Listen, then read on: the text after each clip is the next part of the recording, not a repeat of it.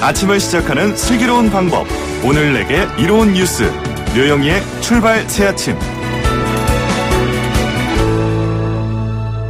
류영희의 출발 새아침 3부 문을 엽니다. 3부에서는요. 경제 박뉴스 그리고 김관영 의원의 슬기로운 인터뷰 준비되어 있습니다. 먼저 경제 박뉴스부터 시작해볼까요? 알면 대박, 모르면 쪽박. 경제 박뉴스. 복잡하고 어려운 경제 이야기로 쉽고 재밌게 풀어드리는 시간이죠. 알면 대박, 모르면 쪽박. 경제 박뉴스 참 좋은 경제연구소 이인철 소장 만나보겠습니다. 소장님 안녕하세요. 네, 안녕하세요. 네, 지난 14일에 숙한으로 별세한 구자경 LG그룹 명예회장의 빈소에 주문행렬이 이어지고 있다고요? 그렇습니다. 이 인화를 힘썼던 고 구자경 명예회장의 유지를 받들어서 차분하게 이제 장례가 치러지고 있는데요. 이 조화는 공식적으로 사양하고 있습니다. 지금 비공개 가족장으로 치러지고 있기 때문에 조문은 범 LG 가인 이 구 씨 일가 그리고 동업관계했던 허 씨 일가 또 일부 정재계 인사에 한해서 제한적으로 받고 있는데 지금 그래서 외부에서 보낸 조화조차 몇 개 없습니다. 문재인 대통령, 문희상 국회의장, 이낙연 국무총리가 보낸 것만 놓여 있고요. 어제 이틀째였는데 이제 허창수 GS 초대회장을 시작으로 해서 이재용 삼성전자 부회장, 정몽준 아산 정책위원회관 명예이사장, 박용만 두산 인크로퍼 회장과 같은 이 정재계 주요 인사가 빈소를 찾았고요. 장례는 4일장으로 치러져서 발인이 내일 오전입니다. 고인은 이 화장후 안치될 예정이고 이제 가족장임을 고려해서 장지는 공개하지 않기로 했는데 이 구자경 명예회장은 여러 가지 기록을 갖고 있습니다. 1970년부터 이제 이 럭키금성그룹이죠. LG그룹의 전신이었던 회장직을 맡아서 1995년까지 25년간 그룹을 이끌어 왔는데 이 기간 동안 매출이 한 30조 원대, 약 1000배 넘게 커졌습니다. LG를 그야말로 글로벌 기업으로 키워낸 장본인인데요. 1995년 경영일선을 물러난 뒤에도 LG 연합문화재단과 같은 복지재단 이사장으로 이제 꾸준히 연구활동과 사회공헌에 앞장서서 세계의 이제 큰 어른으로 존경을 받아왔습니다. 네, LG는 사실 그룹 간 잡음이나 불협화음이 거의 없는 그런 그룹으로도 알려져 있고요. 또 이 구자경 회장 같은 경우에는 MBC로부터 LG 트윈스를 인수하면서 또 그 사원들의 사기를 진작시키는 데 또 혁혁한 공을 세웠다 이런 얘기도 들리고 있습니다. 그런데 특히 저는 참 존경할 만한 부분은 비공개 가족장으로 치러졌다는 부분, 이 부분이었는데 어쨌든 고인의 명복을 빕니다. 그리고 두 번째, 일본의 수출 규제에 반발해서 우리 국민들이 불매운동을 전개한 지가 벌써 6개월째인데 우리나라보다는 일본의 손해가 훨씬 큰 것으로 나타났다는 소식도 있군요. 그렇습니다. 일본이 반도체 핵심 소재 수출 규제를 강화한 지 반년이 지났습니다. 그런데 지난 7월부터 10월까지 일본의 대한국 수출이 우리나라의 대일본 수출보다 2배 넘게 더 감소한 것으로 나타났습니다. 지난 7월부터 10월까지 일본의 대한국 수출은 1조 6천억 엔, 1년 전 같은 기간에 비해서 14%가 감소했고요. 같은 기간 우리나라의 대일본 수출은 94억 8천만 달러, 7%가량 줄었습니다. 일본은 이제 지난 7월 4일 고순도 불화수소, 플루오린 폴리이미드, 포토레지스트 등 3개의 품목에 대해서 수출 제한한 이후 오히려 우리나라의 2배에 달하는 수출 감소율을 기록하고 있는 상황인데요. 대대적인 불매운동이 펼쳐졌던 일본산 자동차, 맥주 판매가 급감했고요. 반면에 일본의 수출 허가 지연으로 인한 어떤 국내 기업의 직접적인 피해는 나타나지 않고 있습니다. 오히려 이제 LG 디스플레이, 삼성 디스플레이 생산 공정에 들어가는 불화수소의 국산화에 성공했고요. 또 핵심 소재에 대한 일본의 어떤 의존도에서 벗어날 수 있도록 정부, 기업이 투자도 본격화되고 있는데요. 이 때문에 오히려 이제 일본의 수출 규제 조치가 되려 우리나라의 소재, 부품 장비 경쟁력을 강화시키는 계기가 됐다라는 평가도 나오고 있습니다. 네, 그렇군요. 그리고 세 번째 소식은 뭡니까? 네, 세 번째 소식은 이제 국내 배달앱 시장이 이제 지금 지각 변동이 나타나고 있는데요. 독일의 이제 딜리버리 업체, 독일 DH사가 우리나라의 국내 배달 앱 시장 1위 업체, 이 배달의 민족을 40억 달러, 4조 7천억 원에 인수를 했는데요. 그런데 이 DH는 이제 자기의 배달입 2위인 요기요의 이 자회사입니다. 그러다 보니까 지난해 말 기준 우리나라 배달앱 시장 점유율 1위가 배달의 민족 55.7%로 1위고요. 그리고 DH의 코리아 자회사인 DH 코리아의 요기요가 33.5%로 2위. 그리고 배달의 민족의 또 다른 배달업체 배달통이 10.8%로 3위입니다. 자, 결국은 독일의 DH사가 국내 배달앱 1위, 2위, 3위 업체를 모두 먹게 된 셈인데요. 딜리버리 히어로가 평가하고 있는 우리 우한영재의 기업 가치는 약 4조 한 7천억 원 상당으로 보고 있습니다. 토종 인터넷 기업의 M&A 사상 역대 최대 규모인데 물론 양사합병이 실현되기 위해서는 국내 공정거래위원회에 기업 결합 심사를 통과해야 하는데 하지만 이제 소비자들의 어떤 우려도 있습니다. 벌써부터 국내 시장, 배달 시장 독점에 따른 이 부작용을 우려하는 목소리도 만만치 않아서 과연 이제 공정거래위원회가 이 합병을 심사를 이제 통과시킬지 여부도 관심사입니다. 그런데 우아한 형제들의 기업 가치가 4조 7,500억 원 정도로 얘기가 되고 있는데 왜 지금 이 시점에서 기업을 넘기려고 하는 거예요? 혹시 그런 거 알려진 바가 있습니까? 글쎄요, 지금 배달의 민족의 경우에는 지금 이 베트남에서도 지금 성공적인 어떤 배달 시장 인프라를 살고 있기 때문에 지금 DH의 경우에는 배달의 민족이 갖고 있는 이런 이 서비스, AI 기반의 어떤 데이터, 이런 이제 관리적 측면에서 필요하다라고 전적으로 생각한 것으로 보이고요. 또 배달앱 측면에서도 글로벌 진출을 위해서는 또 하나 이제 협력사가 좀 필요하지 않았나라는 생각이 듭니다. 네. 어쨌든 요점은 공정위에서 이 인사합병을 허락할 것이냐 말 것이냐 시장 지배적 사업자로서의 또 지위를 남용할 우려가 있기 때문에 그 부분이 좀 어려운 것 같은데 이럴 경우는 보통 기업들이 또 꼼수를 쓰죠. 다른 회사를 내세워서 한다든가. 어쨌든 앞으로 어떻게 될지 좀 상황을 봐야 되겠습니다. 오늘 말씀 여기까지 듣겠습니다. 고맙습니다. 네, 감사합니다. 네, 지금까지 참좋은경제연구소 이인철 소장이었습니다. 아침을 시작하는 슬기로운 방법. 오늘 내게 이로운 뉴스. 노영희의 출발 새아침 슬기로운 인터뷰. 네, 한국당을 제외한 4+1 협의체가 주말 내내 이어진 협상에서도 이 패스트트랙 법안 단일안을 만들지 못했습니다. 오늘 오전 더불어민주당과 자유한국당 그리고 바른미래당 이 3당 교섭단체 원내대표들이 문희상 국회의장 주재로 만나서 막판 협상을 벌이겠다고 합니다. 그런데 어떻게 될지 또 봐야 되겠죠? 4+1 협의안 도출을 위해서 뛰고 계시는 바른미래당의 김관영 최고위원 연결해서요. 자세한 얘기 한번 들어보도록 하겠습니다. 의원님 안녕하세요. 네, 안녕하세요. 김관영입니다. 네, 요즘 바른미래당 정말 복잡한 것 같은데 일단 전체적인 얘기 들어가기 전에 바른미래당 상황 좀 알려주시죠. 네, 바른미래당 얘기하기가 참 부끄럽습니다. 네, 그래도 말씀해 보세요. 예. 네, 소위 비당권파에서 새로운 보수당이라는 당명을 정하고 네. 신당 창당 작업을 하고 있는데요. 네.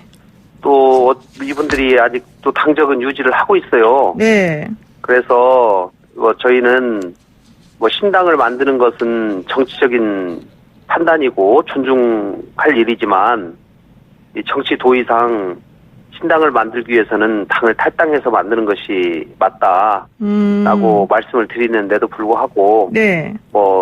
탈당을 아직 안 하고 있습니다. 저는 새로운 보수당이라고 이 당을 만들었는데요. 네. 아마도 자유한국당과의 통합을 위한 이 최단 정도로서의 역할을 하지 않을까 싶습니다. 예. 그러니까 이 새로운 보수당 이 당명 때문에도 그렇지만 어쨌든 안철수 전 대표 같은 경우에는 참여하지 않겠다 이러면서 당명이 무엇으로 하든 관심은 없다 이런 얘기 하셨지 않습니까? 네네. 이거는 무슨 뜻입니까? 그동안 유승민 계열에 계신 분들이 네. 계속 안철수계에 계신 분들이 앞으로 참여할 거다. 또 안철수 대표도 나중에 참여할 가능성이 높다. 이런 식으로 이제 설명을 하면서 신당 창당 작업을 계속 해왔는데요. 네. 사실 그러한 주장은 안철수 측과 전혀 논의된 바 없이 일방적인 주장 내지는 희망사항을 계속 얘기를 해왔었거든요. 네. 그런데 이제 안철수 대표 입장에서도 더 이상 명확한 입장 표명을 지체할 수는 없다. 그래서 아마 명확하게 그 새로운 보수당에 참여하지 않겠다라는 의사를 밝힌 것 같습니다. 그런데 저는 좀 이해가 안 가는 게 유승민 의원계에서는 사실은 계속해서 안철수 의원 쪽으로 손을 내밀면서 같이 뭔가를 해보자라는 얘기를 했었었는데 이름을 새로운 보수당으로 짓게 되면 안철수 네. 의원 쪽에서 사실 참여하기가 어려운 거는 확실한 거 아니었습니까? 이걸 몰라서 이럴까요? 예, 이제 새로운 보수당을 만들 시점에 즈음에서는 네. 당명을 정할 즈음에서는 안철수계가 아마 참여하기 어려운 것으로 판단하고 네. 이럴 바에야 확실히 보수라는 것을 천명하고 네. 이 유승민 대표의 지속적인 희망사항이기 때문에 보수를 명확하게 천명하자라고 하는 것이기 때문에 아마 그렇게 유승민 대표의 뜻이 좀 반영이 돼서 그렇게 만들지 않았는가 싶습니다. 그러니까 궁극적으로 안철수계하고는 어차피 같이 손잡고 가기 어려울 가능성이 높다고 먼저 판단을 하고 차라리 이럴 경우는 정거장식으로 새로운 보수당을 만들어서 자유한국당하고 뭔가 좀 힘을 좀 합쳐보자 이런 계산이 깔려 있다는 겁니까 원래? 네, 저 그 말씀에 거의 일치합니다. 아, 그렇군요. 그렇게 네네. 되면은 이제 제일 네. 곤란해지는 게 바로 바른미래당에 있는 비례대표 의원들 아니겠습니까? 비례대표들은 안철수 대표가 안 가기로 했기 때문에 네. 뭐 새로운 보수당에 가기는 어려울 것 같고요. 그러면 계속 이 당에 있어야 되겠네요. 바른미래당에. 그렇죠. 그리고 비례대표들은 또 뭐 탈당을 할 수가 없는 상황인데 그렇죠.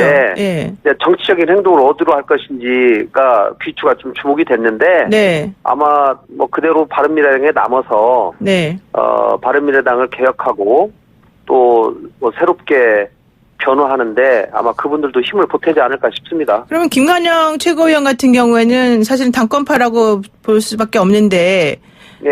김관영 의원이 보시기에는 이 비례대표에 되시는 6분의 행보가 결과적으로는 바른미래당의 당권파 쪽으로 좀 올 것이다. 협조할 것이다. 이렇게 좀 보십니까? 뭐 당권파라는 게 이제 이분들이 지속적으로 요구해온 것이 손학규 대표의 사퇴거든요. 예, 그러긴 했죠. 예. 그렇기 때문에 아마 유승민 계열이 새로운 보수당 만드는 사람들이 탈당이 완료가 되고 나면 네. 당을 재편하는 과정에서 손학규 대표님도 이선으로 물러나시겠다는 말씀들을 여러 번 하셨어요. 네네. 그렇기 때문에 그 단계가 되면 이 6분들도 이 당이 새롭게 변화하는데 상당한 역할을 할 것이라고 저는 생각합니다. 아, 그러면 오히려 새로운 보수당이 만들어지면서 바른미래당이 좀 다시 좀 질서가 정연하게 정리가 될 수밖에 없겠군요. 네, 그래야죠. 예. 그리고 이건 마지막은 아니지만 어쨌든 제가 의원님께 개인적으로 하나 여쭤보면 지난번에 보도 나온 것이 네. 내가 어떤 당명을 가지고 선거에 나갈 것인지는 국민의 뜻을 따르겠다 뭐 이런 얘기도 하셨는데 그건 무슨 뜻입니까? 아마도 바른미래당 조만간 좀 정리되지 않을까 싶습니다.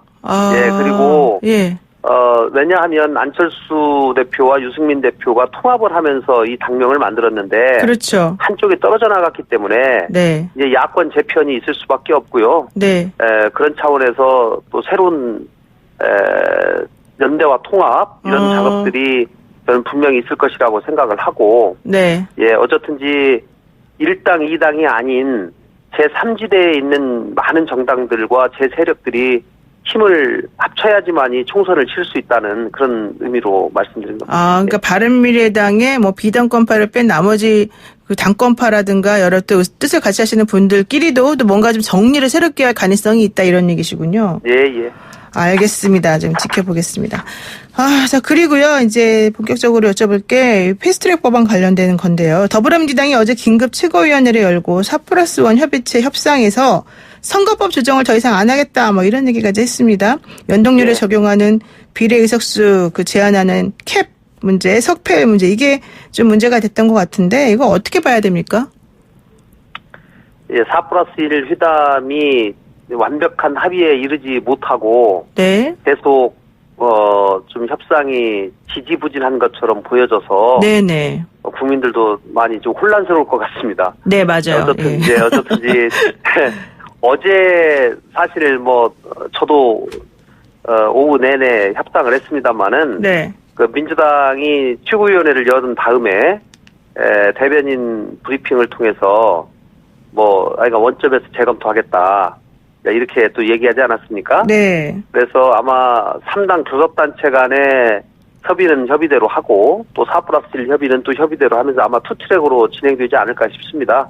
예. 근데 어쨌든지 지금 상당 부분이 의견이 접근이 됐다가 네. 이게 조금 미세한 차이로 아직 최종 결론을 못 내고 있는데 네. 뭐 사실 이런 부분들은 그렇게 뭐 심각한 부분은 아니기 본질적인 때문에 건 아니다. 예.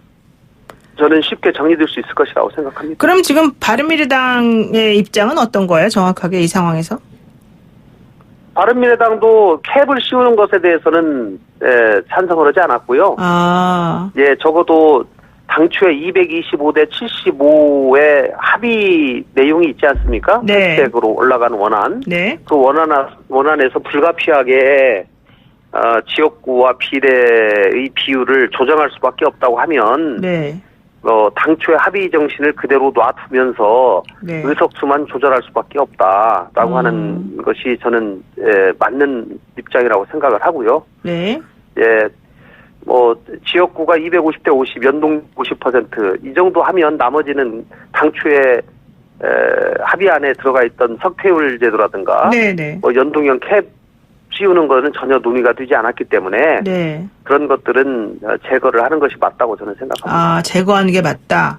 예, 예. 그러니까 제가 처음 보니까 이 선거법 225 플러스 75 원안에 있는 거는 다시 한번 정리하면 석패율 적용은 권역별로 하기로 했었고 정당별로 네. 2순위부터 적용하기로 했고 2명 이내까지 배정이 가능하다. 네. 이런 식으로 얘기가 됐고 정당이 해당 권역에서 30% 이상 득표하면 배제한다.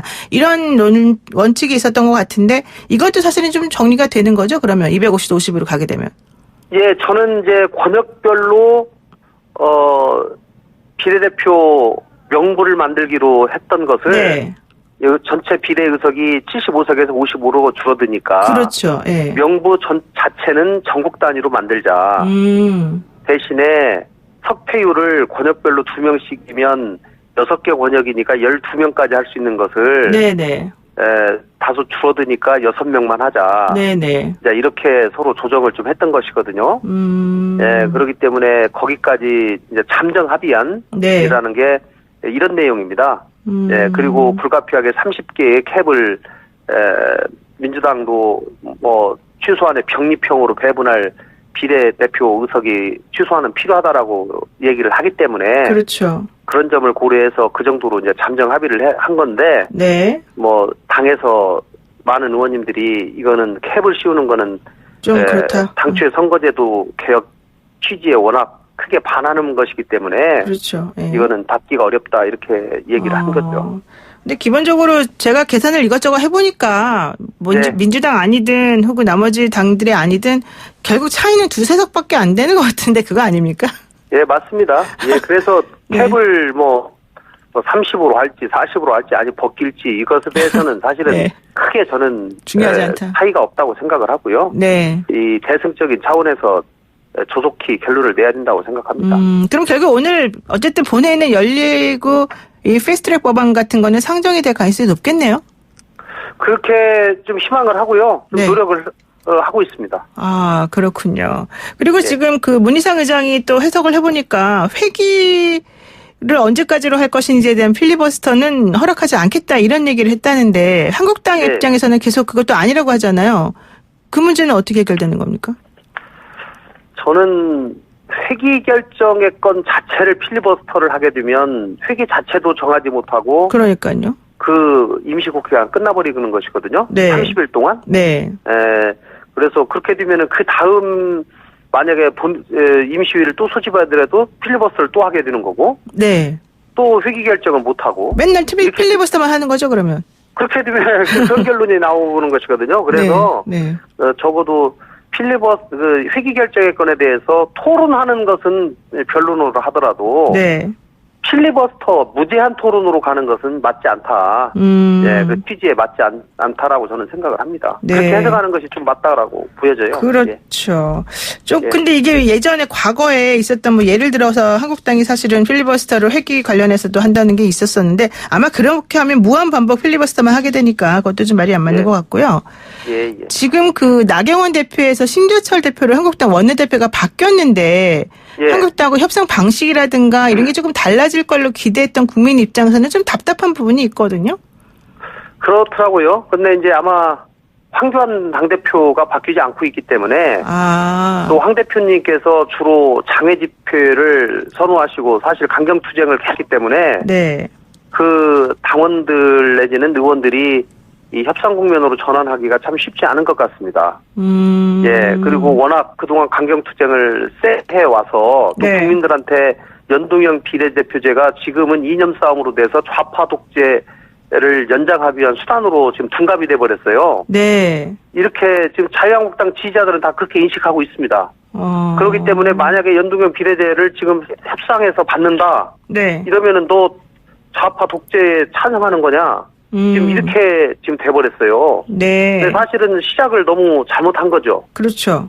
예, 예. 그러다 보니까 지금은 너무 깊게 들어와서 참 빠져나가기가 참 자유한국당의 많은 의원님들도 쉽지 않다. 제가 의원님들 개별적으로 이렇게 만나서 제가 협상안도 많이 말씀을 드려보고 하면은 협상해야 된다라는 말씀들을 대부분이 많이 하셔요. 예, 그런데 전체를 모아놓고 당대표하고 같이 회의하면 그런 얘기를 또 이 소신 있게 말씀하시는 분이 많지 않습니다. 예, 뭐 자유한국당의 뭐 이 분위기죠, 그게. 그러면은 어쨌든 하고 싶은데 뭔가 누군가가 밖에서 좀 출구를 열어줘야지, 명분을 만들어줘야지 된다, 이런 거 아닐까요? 저는 그래서 이 황교안 당대표께서 그동안 뭐 국정 경험은 좀 있으시지만 네. 이 의회 경험이 아직 없으세요. 그렇죠. 국회의원으로서 활동하신 경험이 없기 때문에 국회에서의 이 협상과 타협 또 양보 이런 것들에 대해서 조금 과소평가돼 하시거나 아니면은 그런 경험을 좀 경험이 부족해서 중진 의원들의 좀 의견을 수렴해서 당의 의사결정을 정하신다면 저는 분명히 한국당의 기조가 협상 기조로 바뀔 수 있을 것이라고 생각합니다. 네, 그렇군요. 그럼 이 문제 한번 여쭤볼게요. 뭐 어차피 변호사 출신이시니까 제가 여쭤볼 수밖에 없는데요. 청와대가 지금 유재수 전 부산시 경제부시장 비위행위에 대해서 이 감찰 무마 관련해서 보도가 나올 때마다 이제 그 문제를 조금 제기하고 있습니다. 또 김기현 할명사 의혹에 대해서도 마찬가지로 어제 발표를 했는데요. 예. 일단 검찰 수사가 진행되는 방식하고 이에 대해서 또 청와대가 반응하는 방식, 이 두 가지는 좀 어떻다고 보십니까? 사실 제가 요즘 좀 걱정입니다. 이 검찰하고 청와대 여당하고 너무 싸움을 하고 있어서 네. 국민들이 볼 때 역대 정부 중에 이렇게 검찰하고 관계가 좋지 않고 그렇죠. 예, 갈등 관계가 있는 경우가 언제 있었던가 할 정도로 걱정이 되고요. 네. 예, 저는 검찰이 수사하는 과정은 있는 그대로 지켜보는 것이 저는 맞다고 생각을 하고 검찰도 이미 그동안의 많은 경험을 통해서 이번 수사를 적당히 했다가는 나중에 특검을 한다든가 정권 바뀌고 나서 또 다시 자기들도 보복을 당할 가능성이 있다는 것을 누구보다도 잘 알고 있기 때문에 저는 검찰이 이런 특히 권력기관들의 살아있는 권력에 대한 수사를 함에 있어서 저는 최선을 다하고 있다고 저는 생각합니다. 예. 검찰은 지금 최선을 다하고 있는데 지금 청와대가 네. 그런 식으로 반응하는 건 옳지 않다 이렇게 보시는군요. 네, 청와대가 이런 것들에 대해서 지나치게 민감하게 반응하는 것은 맞지 않다고 생각을 하고요. 특히 청와대와 직접 관련된 지금 일들이지 않습니까? 네. 이런 점들에 대해서 일일이 반응하는 것은 저는 지나친 과잉 반응이다 이렇게 생각합니다. 근데 검찰은 사실 패스트트랙 뭐 수사라든가 나경원 의원 고발 사건이라든가 이런 또 특별한 뭐 다른 사건들에 대해서는 또 천천히 수사하고 진행이 잘 안 되는 것도 있잖아요. 그런 부분들은 어떻게 생각하세요, 그러면? 그런 것도 사실 빨리 진행을 해야 되고요. 저는 뭐 그 부분이 지연되고 있는 점에 대해 만약에 지연을 하고 있다면 그 부분도 네. 검찰이 비난받을 일이라고 저는 생각을 합니다. 예, 알겠습니다. 오늘 말씀 여기까지 듣겠습니다. 고맙습니다. 예, 감사합니다. 네, 지금까지 바른미래당의 김관영 최고위원이었습니다.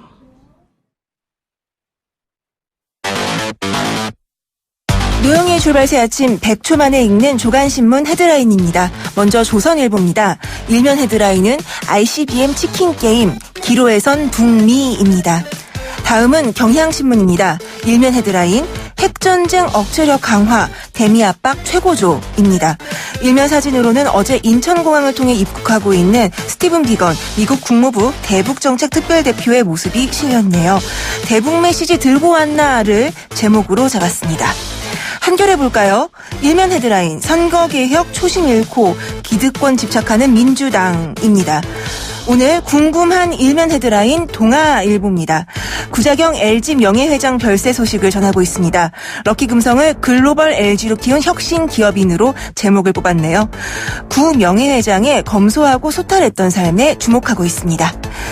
지금까지 노영희의 출발 새 아침 100초 만에 읽는 조간신문 헤드라인이었습니다.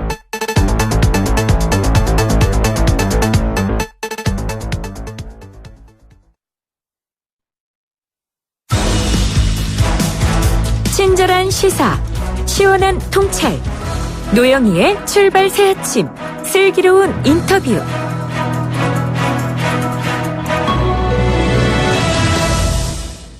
지난 주말에 상주 영천 고속도로에서 블랙아이스로 43중 추돌 사고가 났죠. 하루 종일 이슈였는데 이 사고로 7명이 사망하고 32명이 부상을 당했습니다. 겨울철 도로 위의 암살자로 불리우는 블랙아이스 어떻게 대처하고 안전을 지킬 수 있을지 권용주 국민대학교 자동차 운송 디자이너가 겸임 교수 모시고 이야기 한번 나눠보겠습니다. 교수님 안녕하세요. 네, 안녕하세요. 사실 뭐 운전을 해보신 분들은 다 누구나 한 번쯤은 블랙아이스에서 미끄러져 본 경험이 있을 것 같아요. 저도 사실은 몇 번이나 그런 경험을 한 적이 있어서 깜짝깜짝 놀랐는데요. 네. 이 블랙아이스 앞에 붙는 도로 위의 암살자라는 수식어가 정말 끔찍하거든요. 예. 우선 블랙아이스가 무엇인지 설명을 조금 부탁드리겠습니다. 그냥 뭐 영어 있는 그대로 해석하면 되죠. 검은 얼음. 아, 검은 얼음. 우리말로 이제 쉽게 표현하면 도로 결빙 또는 뭐 살얼음. 네. 이 정도가 될 겁니다. 네. 겨울에 이제 낮에 비 또는 이제 눈이 오잖아요. 그러면 네. 그 수분이 아스팔트 사이에 스며듭니다. 그러면 기온이 떨어지면 아스팔트 표면으로 수분이 나와서 살짝 어는 거죠. 그만큼 이제 빙판길이다라고 보시면 됩니다. 그냥 막 블랙아이스라고 별게 있는 게 아니고 네네. 그냥 빙판길이구나라고 생각하시면 돼요. 근데 그 빙판길이라는 게 이제 아스팔트 색깔하고 똑같아가지고 사실은 그렇죠. 잘 모른다는 거죠, 우리가. 그렇죠. 그 아스팔트 색깔이 검은색이니까 네. 특히나 밤에 살짝 얼면 그 자체가 검은색으로 도로랑 같이 보이니까 네. 이게 얼었는지 안 얼었는지를 확인할 길이 없다라는 거죠. 그러니까 전혀 멀쩡해 보이는 도로인데 전혀 문제 없이 가고 있다 갑작스럽게 쫙 미끄러지는 거야. 왔다리 갔다리 하면서. 그렇죠. 어느 순간에 본인이 미끄러짐을 느끼죠. 그렇죠. 운전자가. 그럼 너무 당황하게 돼서 핸들을 꺾어버리면 또 큰 문제가 그때 발생하죠. 스티어링을 꺾으면 큰일 나죠. 아. 왜냐하면 우리가 보통 얼음 위에서 혹시 주행해 보신 적이 있는지 모르겠으나. 저도 그래서 몇 번 뺑글뺑글 돈 적이 있다니까요. 그렇죠. 그건 뭐냐면 예. 우리가 일반적으로 자동차가 주행할 때 네.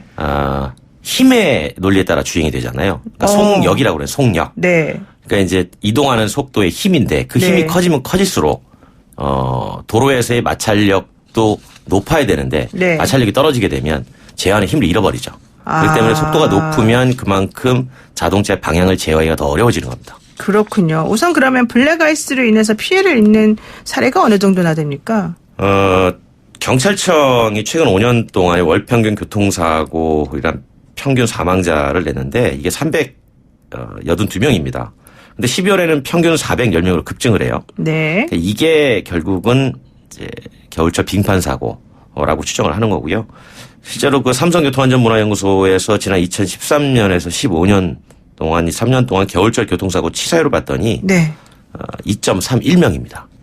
이게 계절별로 따졌을 때 가장 높은 계절이다 이렇게 분석이 되는 것 자체가 네. 결국은 겨울처럼 확실히 미끄러운 도로가 교통사고에서 치사율을 높이는 이제 그런 영향을 준 것으로 분석이 되고 있는 거죠. 뭐 이렇게 주로 연쇄출혈 사고로 이게 이어지는 경우가 많은 것 같은데 이게 뭐 단순히 차간격을 조금 뭐 좁게 해서 간다 이렇게만 볼 수 있는 건가요?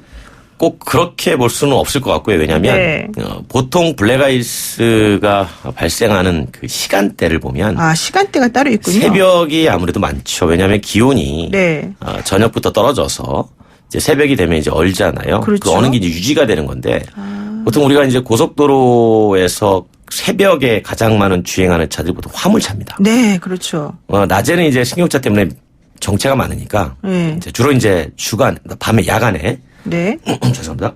화물차 운행을 하게 되는데 그 화물차들이 짐을 많이 실으면 무거워요. 네, 무겁죠. 그러니까 무겁다 보니까 제동거리도 많이 필요합니다. 그러니까 이런 차들이 블랙아이스 위에 올라가면 실제로 제동하기가 거의 불가능해져요. 이렇게 해서 큰 사고가 한번 일어나면 그 뒤를 이제 계속 다른 차들이 추돌해서 네. 연쇄적으로 일어나는 그런 현상이 발생하게 되는 거죠. 그렇군요. 그러니까 특히 이제 이게 새벽에 주로 많이 일어나기도 하고 그리고 짐을 많이 실어서 무거워진 화물차들이 이런 식의 그 사고를 유발하기도 하고 뭐 이런 얘기인데 블랙아이스가 육안으로 구분이 사실은 이제 힘들다고 그러고 또 새벽에 이런 일이 벌어지는 경우가 많다고 말씀하시면 뭐 어쩔 수 없이 그냥 피해가 생기면 당해야 되는 겁니까? 어떻게 아니요, 되는 꼭 그렇진 겁니까? 않고 예. 운전하시다가 가끔 이제 헤드램프를 켜셨을 때 아스팔트가 반짝반짝 빛날 때가 있어요.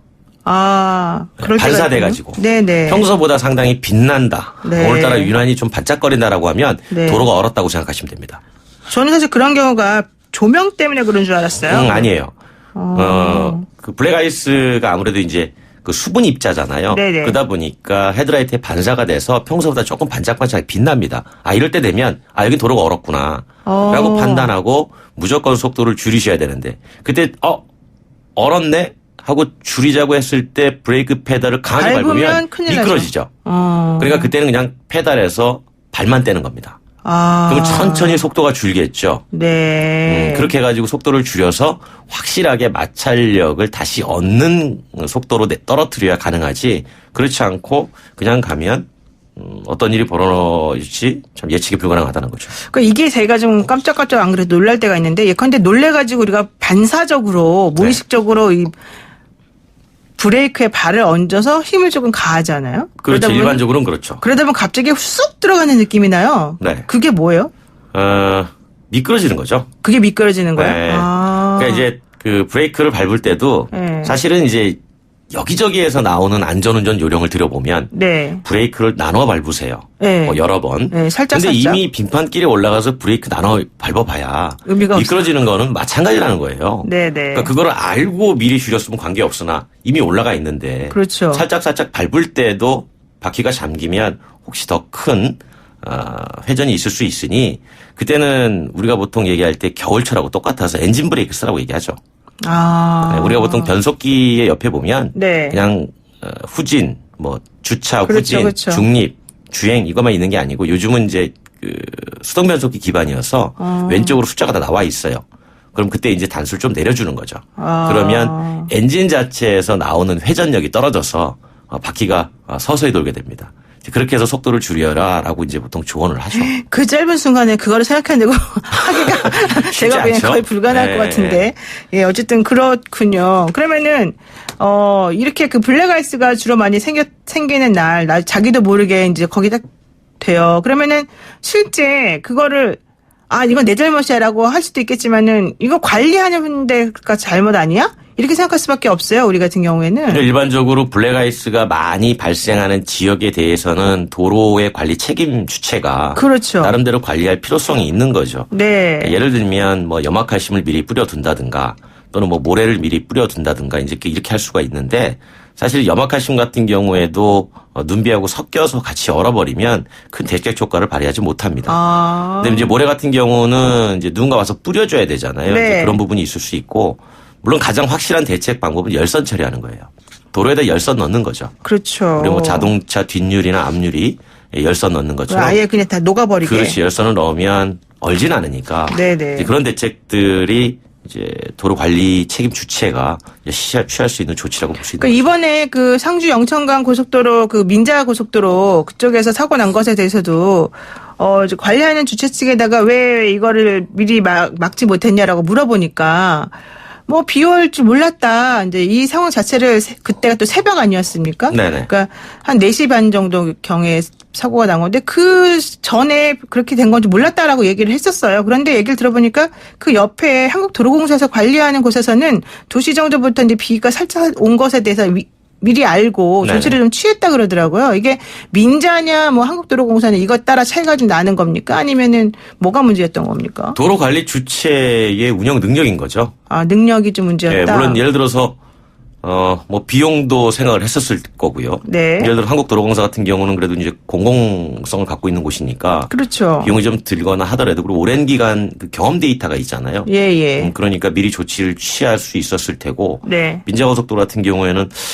뭐 경험도 좀 적었을 거고 그다음에 비용 문제도 아마 감안을 했을 것 같고 이제 그런 측면에서 보면 뭐 이 정도면 괜찮지 않을까? 우리가 또 연막가시면 뿌려놨으니 이 정도 조치면 충분하지 않을까라고 판단했을 수도 있겠죠. 좀 안일하게 좀 생각했었을 가능성이 높다 이렇게 되는 거군요. 충분히 그렇게 볼 수도 있는 여지는 있죠. 근데 현실적으로 그런 뭐 도로공사든 어떻든 이런 식의 문제를 관리할 수 있는 능력이 이렇게 그러니까 관리하기가 좀 힘이 듭니까?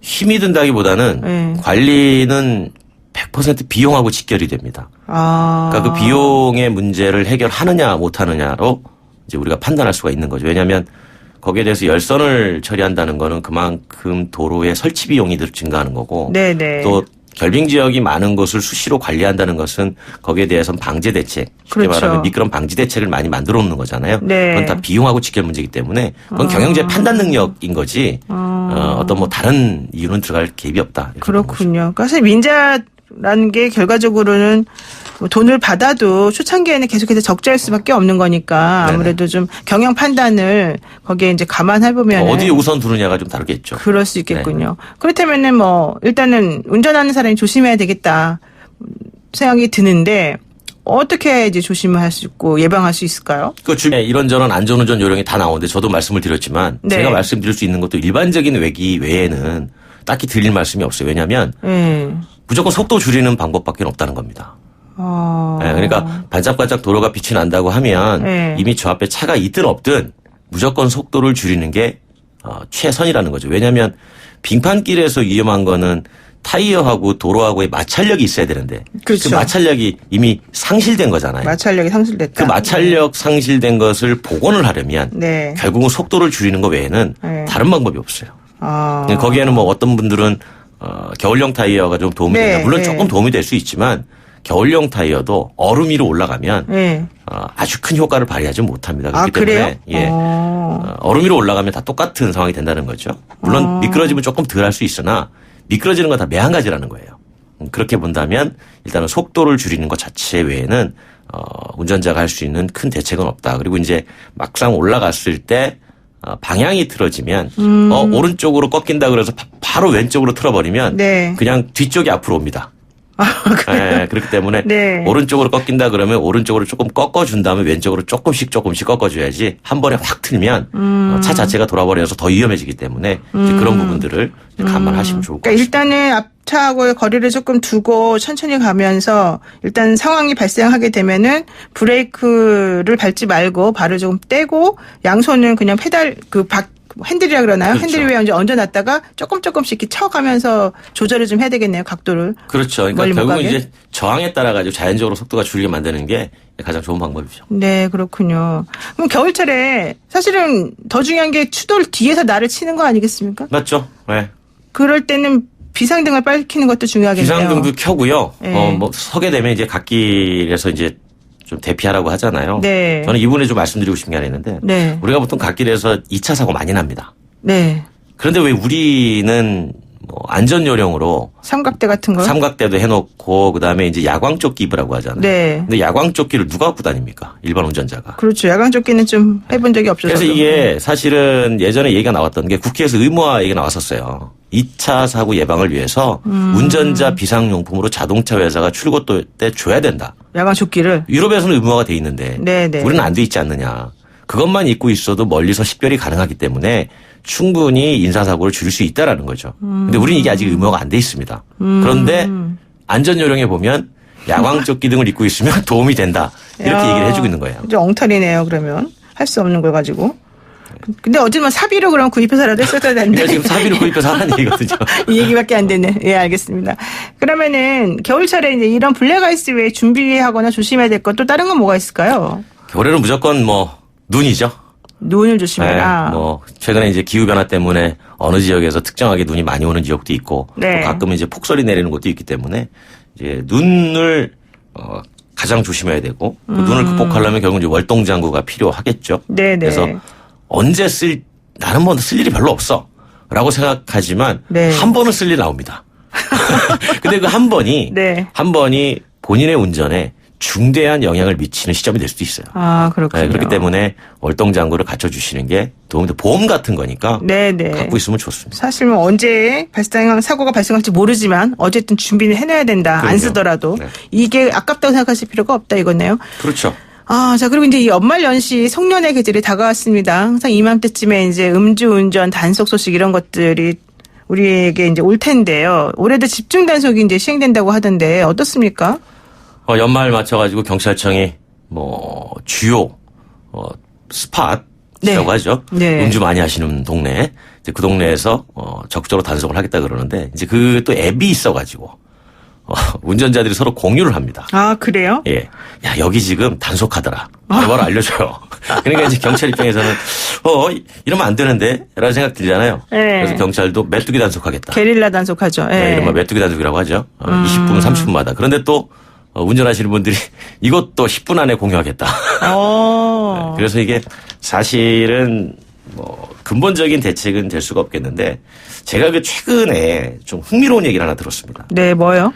물론 하면 안 되는데 어떤 분이 저한테 이런 얘기를 했어요. 유혹을 받는다. 네. 근데 왜 그러냐 그랬더니 대리운전 비용이 너무 비싸다. 그래요. 네. 그래서 물론 그거는 이유가 되진 않지만 네. 어쨌든 알게 모르게 그런 것도 영향을 미치는 게 대리운전이 요즘에 이제 예전처럼 전화해서 부르는 게 아니라 앱으로 부르잖아요. 네. 그때 탄력요금이 적용되거든요. 아, 그건 뭡니까? 탄력요금. 쉽게 말하면 오세요라고 하는 사람 많은데 갈게요라고 하는 사람이 부족할 때 네. 요금이 올라갑니다. 그럼 내가 얼마를 더 주겠다 이런 그렇죠. 거예요? 거기다 이제 얼마를 더 얹으라고 권고를 하거나 앱에서 아니면 내가 얼마를 더 내야 온다라는 거죠. 이제 그런 부분도 부담이 된다라는 말씀을 제가 여기서 들어서 네. 그럴 수 있겠구나. 물론 그 자체가 이유는 안 되지만 네. 그래서 그런 부분도 한번 우리가 부담이 돼서 혹시라도 네. 그런 경우가 발생한다면 네. 그것도 한번 좀 따져볼 문제가 아니겠느냐라는 생각을 하게 됐죠. 그러니까 우선 저는 이제 일단 앱이 있다 그러니까 무슨 앱인지 여쭤보고 싶지만 제가 차마 양심상 여쭤보지 못하겠고 네. 알아서 한번 확인을 해보겠습니다만은 요즘 그 말씀이 맞는 게 이제 특히 이게 아까 메뚜기 얘기하셨는데 메뚜기도 한철이라고 이 음주 대리 운전을 필요로 하는 타임이 따로 있단 말이에요. 예, 그렇죠. 그러니까 특히 금요일 밤이라던가 네. 연말연시 이제 요 타임인데 그러니까 아까 말씀하신 것처럼 추가 요금을 주는 사람에게 더 빨리 나는 콜 받으면 가겠다 이제 이런 게 나오는 거잖아요. 근데 그렇죠. 사실 그것을 우리가 불법이라고 말할 수는 그럴 수 없죠. 없죠. 네. 예. 그런데 이제 그러다 보니까는 자기도 모르게 못 기다리고 네, 그런 분들이 간혹 계신 것 같아요. 음주운전을 하게 네. 되는 그런 왜냐하면 또 그때는 또 판단 능력이 또 아주 썩 좋은 건 아니니까 그러니까 이런 것 같아요. 게다가 아무리 지금 음주운전 단속이 강화되고 그 처벌도 유창호법 때문에 강화됐다고 하지만 네네. 사실은 습관적으로 하시는 분들이 여전히 꽤 있어요. 그래서 그렇죠. 그 습관을 고쳐주는 게 더 중요하지 않겠나. 이제 그래서 교육의 강화의 필요성 네. 이런 부분들이 더 강조되는 거죠. 사실은 단속에 의해서 줄어든다고 하면 네. 얼마든지 단속하면 됩니다. 그렇죠. 근데 우리는 계속 단속을 하고 있음에도 줄어들지 않잖아요. 크게. 네네. 그러다 보니까 이것은 습관의 문제이기 때문에 그 습관에 따른 교육이 더 중요하다라고 이제 얘기도 자꾸 나오는 거예요. 근데 사실 저는 옛날보다 음주단속하는 경찰을 잘 못 본 것 같기도 하고 요즘에 좀 단속을 안 하나 이런 생각이 들기도 하던데. 이게 유창호법 이후에 네. 실제로 자발적으로 음주운전 하지 않겠다고 선언하신 분들이 많아서 좀 잠깐 줄었다가 그러다 보니까 이제 단속도 많이 안 하다가 그렇군요. 이제 시간이 지나가니까 네. 다시 점점 늘어나는 거예요. 그러니까 다시 또 단속을 강화하는 거죠. 네. 그 윤창호법이 시행되면서 어쨌든 간에 이제 사람들 인식이 많이 달라져서 음주한 분들 경우에 운전 자체를 안 하겠다는 생각하시는 분들이 많은데 예. 자기도 모르게 음주운전하는 경우가 바로 새벽 운전, 아침 운전 아니겠습니까? 그렇죠. 이때도 여전히 숙취라고 하죠. 네. 술 들게 가지고 하시는 분들 그것도 다 단속 대상이에요. 아시겠지만 0.03% 이상이면 면허 정지 수준이고 0.08% 이상이면 이제 취소가 되는 수준인데 1시간 정도 주무시고 네. 괜찮아 나 술 깼어 라고 생각하시는 분들이 의외로 많다라는 거죠. 그분들이 이제 운전하시면 바로 적발됩니다. 근데 어떤 경우는 지금 1시간이야 당연히 적발될 가능성이 높지만 어떤 분들은 12시에 술 드시고 아침 한 5시, 6시 일어나서 나오시면 대여섯 시간 지났는데도 그때도 덜 깬 경우가 많죠. 그러니까 그렇다고 네. 하더라고요. 이게 몇 킬로당 어떤 식으로 조금 공식 같은 게 있을까요? 대강 참작할 그게 만한? 경찰에서 따지는 위드마크 공식이 있는데 네. 일단 음주를 하면 소주 한 병이 분해될 때 걸리는 시간이 네네. 있어요. 이걸 어떻게 다 돼요? 감안해가지고 제가 뭐 정확하게 지금 네. 기억 못하겠으나 감안해가지고 결정을 하는데 보통 최소 8시간. 8시간이요? 네. 그러니까 우리가 보통 일반 수면 시간이 8시간 지나야 되잖아요. 네. 8시간 정도는 지나야 이제 조금 안전해진다라고 하고 좀 많이 드신 경우에는 아예 하지 않은 10시간 또는 뭐 12시간까지 지속되는 경우도 있다고 하니까 네네. 충분히 휴식을 취하고 운전을 하셔야 되겠죠. 좋습니다. 자, 제가 약간 관점 달려서 이 얘기 한번 여쭤보겠습니다. 지금 이제 일본과의 갈등으로 일본 제품 불매 운동이 이제 일어나고 있고 네. 또 일본 자동차 중에 또 유명한 자동차 같은 경우에 판매량이 많이 줄었다. 그런데 또 뭐 알고 보면 또 아니다. 뭐 이런 얘기가 있더라고요. 그 무슨 얘기입니까? 오늘 뭐 자동차 얘기 이것저것 다 하네요. 네, 다 여쭤보려고 오신 김에 저희가. 지난달에 일본 브랜드의 국내 판매가 2,300대 정도가 됐는데. 네네. 이게 이제 전년, 그러니까 2018년보다 한 56% 줄었다. 일본 정부의 수입 규제가 발표됐던 7월에 17.2%가 줄었는데. 네. 이제 매월 따져보니까 전년 대비 계속 줄었어요. 네. 보통 한 50% 정도 가까이 줄었는데. 그러다가 11월 달에 2,000대 조금 넘은 걸 두고 이게 반등하는 거 아니냐. 이런 분석이 나온 거고. 이게 과연 실제로 반등인가? 네. 라는 건 좀 따져볼 필요가 있죠. 왜 어쨌든 일단 줄어들었었다가 좀 늘어난 거니까 반등 네. 아닙니까? 그건 아니에요? 반등한 이유는 있습니다. 왜 그럴까요? 깎아줬거든요. 깎아줘서 네. 할인을 했기 때문에. 근데 그 할인폭이 엄청났습니다. 네네. 어떤 차는 1,500만 원까지 해줬어요. 그러니까 일본 차 가격이 네. 국산 차보다 더 저렴해진 겁니다. 훨씬 싸졌네요, 오히려. 그렇죠. 그러다 보니까 이제 그럼에도 불구하고 나는 사겠다. 여기저기 눈치를 좀 봐야 되겠지만 네. 그럼에도 불구하고 사겠다라는 소비자가 분명히 있었다는 거고. 근데 요즘 내 얘기를 들어보니까 나름대로 명분을 막 찾아요. 사려고 하는 분들은 명분을 찾잖아요. 그렇죠. 네. 그러니까 그게 이제 인지 부조화를 해결하는 방법이죠. 네. 예. 이제 그게 흥미로운 게 아니야. 내가 산 거는 일본 게 아니야. 무슨 말이에요? 그랬더니 난 미국산을 샀어. 미국. 그러니까 이게 예. 일본 이름을 명찰을 달고 있지만 네. 실제로 일본 본토에서 들어오는 게 있고 네. 미국에서 일본에서- 들어오는 게 있거든요.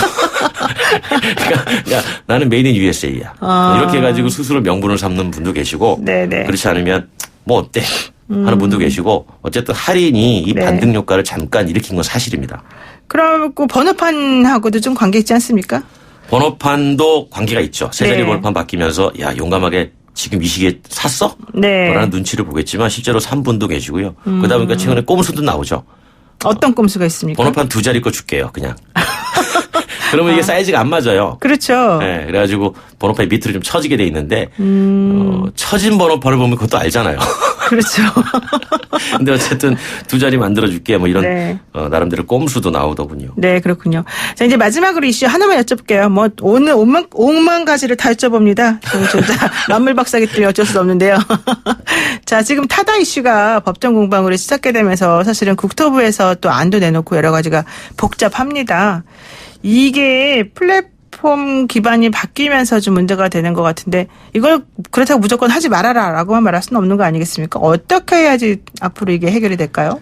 그러니까 이 부분은 네. 단순하게 하나의 시각만 가지고 문제 사안을 바라보면 안 되는 거고요. 지금 계속 이슈가 되는 건 그러니까 이용자 후생 편의적 측면만 바라보고 있는 거예요. 그렇죠. 그러니까 사실은 좀 이용자가 그렇죠. 편하냐 안 편하냐 이제 그것만 가지고 얘기를 하면 네. 사실은 결론은 나기가 쉽지 않아요. 근데 여기에 뭘 해야 되냐면 이렇게 해가지고 도로의 복잡성이 증가해졌을 때에 우리가 감당해야 될 환경적인 문제, 그 다음에 대중교통 체계가 허물어지거나 또는 영향을 받았을 때에 교통 체계 요금에 따른 교통 약자들의 부담이 증가할 가능성, 이런 것들을 다 감안해가지고 이용자 측면, 환경적 측면, 그 다음에 대중교통 체계에서의 최소 국민의 기본 이동권 보장의 측면, 네네. 이 세 가지를 가지고 논의를 해야 뭔가가 나오는 거지. 그냥 이용 후생자 170만 명의 가입자가 있으니 무조건 해야 된다. 하지 말아야 된다. 네. 택시는 서비스가 안 좋으니 이건 하지 말아야 된다. 해야 된다. 이렇게만 가지고 논의를 하면 이건 대안이 나오기 쉽지 않아요. 그렇죠. 그래서 이번에 국토부가 만든 상생안이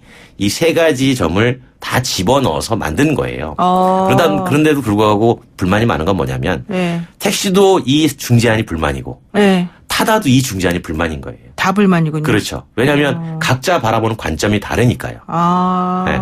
국토부는 환경적인 측면, 대중교통 체계 측면, 국민의 최소 이동권의 측면까지 다 바라보고 만든 거고. 그러네요. 타다는 이용자 측면만. 네. 택시는 면허 보장 측면만 그러네요. 바라보게 된 거죠. 예, 그렇군요. 이제 좀 저는 공청회를 열어서 좀 제대로 된 논의가 좀 필요하지 않을까 싶습니다. 맞습니다. 네, 오늘 말씀 여기까지 듣겠습니다. 고맙습니다. 감사합니다. 네, 지금까지 권영주 국민대학교 자동차 운송 디자인학과 겸임 교수였습니다. 네, 내일 아침 7시 정각에 다시 뵐게요.